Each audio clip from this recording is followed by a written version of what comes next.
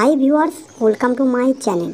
একটা গুরুত্বপূর্ণ আপডেট, সেটা হচ্ছে যে চাকরি বাতিল মামলায় সুপ্রিম কোর্টের যে শুনানি, সেই পর্যবেক্ষণটা যা হয়েছে তার মধ্যে কিছু তথ্য রয়েছে যে খুবই ইম্পর্টেন্ট, এবং তার মধ্যে কি বেসিকটা আমি তোমাদের সামনে তুলে ধরবো।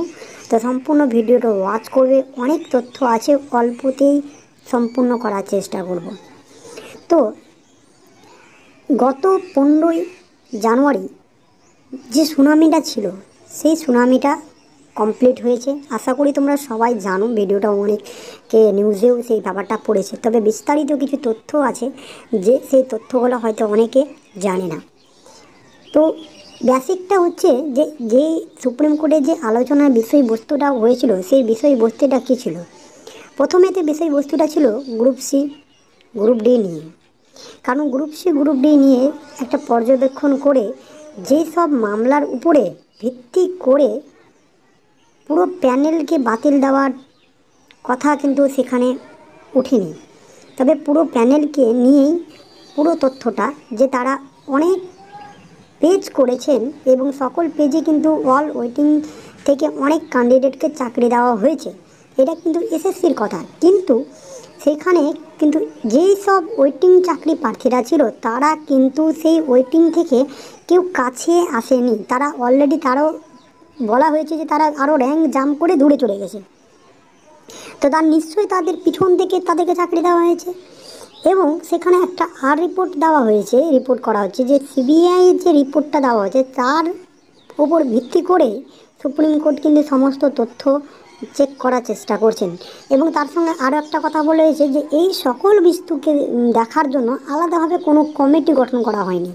যদি কোনো কমিটি গঠন করা হতো তাহলে সুনামিটার রায় কিন্তু সেদিনই হয়ে যেত।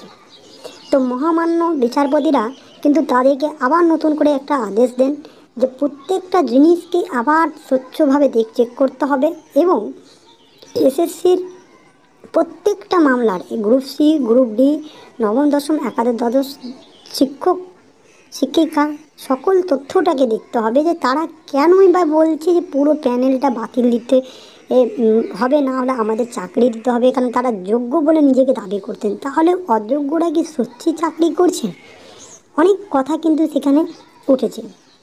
তবে অযোগ্যরা যে আবার নতুন করে বলছে যে আমরা যোগ্য চাকরি, আমরা যোগ্যের ভিত্তিতে চাকরি পেয়েছি, আমরা অযোগ্য না, তারাও একদিক থেকে পিটিশনার করার চেষ্টা করছে।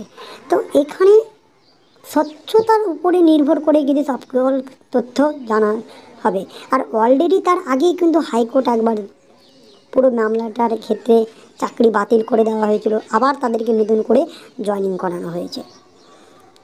তো এই সম্পূর্ণ তথ্য জানার পরে এসএসসির কাছে অনুরোধ করেছেন এবং আদেশ দিয়েছেন, প্লাস সিবিআইকে আদেশ দিয়েছেন এবং সকল ডিপার্টমেন্টকে বলেছেন যে সমস্ত তথ্য চেক করে একটা কমিটি গঠন করা হোক, এবং সেই কমিটি পুরো তথ্যটা যেন একেবারে পেশ করতে পারে সুপ্রিম কোর্টের কাছে। তাহলে কী হবে, তাদের কাছে রায় দেওয়ার সুবিধা হবে। কারণ একের পর এক ডেট পার হচ্ছে, কিন্তু বঞ্চিত যেসব চাকরি প্রার্থীরা নিজেকে যোগ্য প্রমাণ করছে তারা তো রাস্তায় বসে রয়েছে। একটা এদিক বা ওই দিক কিছু একটা তো করা উচিত, কিন্তু এখনও কিন্তু কোনো রায় উঠে আসছে না। যেহেতু যোগ্য অযোগ্য যারা বলছেন, কে যোগ্য কে অযোগ্য সেটা তো প্রমাণ করতে হবে। তার জন্য তো মার্কশিট থাকা দরকার, কিন্তু মার্কশিট তো নেই। তো মেটা ডেটার থেকে যে তথ্য বেরিয়ে আসে, সেই মেটা ডেটা থেকে তথ্যটাও তো মিলাতে হবে, সেটাও ঠিকভাবে তালিকা পড়ছে না। এসএসসি বলেছিল একটা তালিকা দিবে, সেটাও তালিকা জমা পড়ছে না। তো এই যে একের পর এক ডেট পার হচ্ছে, এই সব কারণে পার হচ্ছে। এবং বঞ্চিত চাকরি প্রার্থীরা আজকেও সেই ধর্ণা করছেন এবং রাস্তায় বসে রয়েছেন। দেখাও গেছে যে তারা অনেক দিন থেকে ধর্ণাতে করছেন, তার সঙ্গে আবার রাস্তায় রাত্রিও কাটিয়ে সুপ্রিম কোর্টের দিকে তাকিয়ে রয়েছিল যে তাদের নিশ্চয়ই কিছু একটা ভালো হবে। তো তারা তো আজকে থেকে নয়, এসএসসি হয়েছে 2016 থেকে, কিন্তু হওয়ার পরে আর কিন্তু এসএসসির কোনো আতাবার্তা নেই। তো এই যে সব মামলাগুলো যদি ক্লিয়ার না হয়, তাহলে West Bengal board of education বা এসএসসি স্কুল সার্ভিস কমিশন কোনোদিনও পারবে না নতুন করে এসএসসি অ্যাপ্লাইয়ের জন্য ফর্ম ছাড়তে। তো এই যে সব মামলাগুলো যতক্ষণ ক্লিয়ার হচ্ছে না, ততক্ষণ পর্যন্ত কিন্তু অল ওয়েটিং চাকরি প্রার্থীরা যারা যারা যোগ্য বলছে তারাও কিন্তু রাস্তায় বসে রয়েছে। তো এতদিন হয়ে যাওয়ার পরেও আবার একটা ডেট কিন্তু তাদের সামনে এসেছে। সেই ডেটটা আমি একবার বলেছিলাম একটা ভিডিওতে, দুটো ডেট অ্যাপ্লাই করা হয়েছিল, তার মধ্যে একটা ছিল 24শে মার্চ, কিন্তু সেই ডেটটা হয়নি, নতুন করে ডেট দেওয়া হয়েছে 27শে জানুয়ারি। তো এই মাসেই 27শে জানুয়ারিতে আবার সুনামি হবে। তো 27শে জানুয়ারিতে আশা করি তোমাদের পক্ষে একটা ভালো সুখবর আসার সম্ভাবনা রয়েছে। যদিও কোনো তথ্য আসে, সম্পূর্ণ তথ্য নিয়ে তোমাদের সামনে আবার হাজির হব। Thank you.